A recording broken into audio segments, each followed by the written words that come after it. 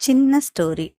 ఒక చిన్న గ్రామంలో ఒక తల్లి, ఒక తండ్రి, ఒక చిన్న కుటుంబం ఉండేది. తండ్రి ప్రతిరోజూ కష్టపడి పనిచేసేవాడు. కొన్ని రోజులు పని ఉండేది, కొన్ని రోజులు ఉండేది కాదు.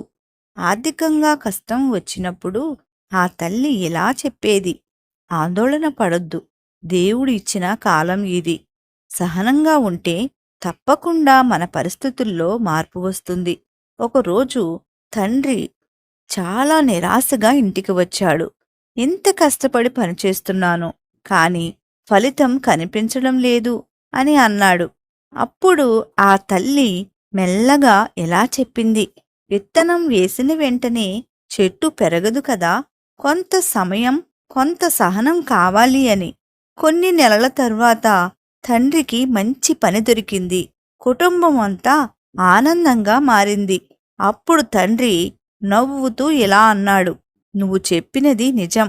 సహనం నిజంగా ఫలించింది. బైబిల్లో ఇలా ఉంది: సహనముతో నిలిచిన వారే జీవమును పొందుదురు.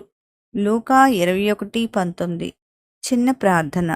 ప్రభువా, కష్టాలు వచ్చినప్పుడు ఆందోళన కాకుండా సహనంతో నిలబడే హృదయము ఇవ్వుము.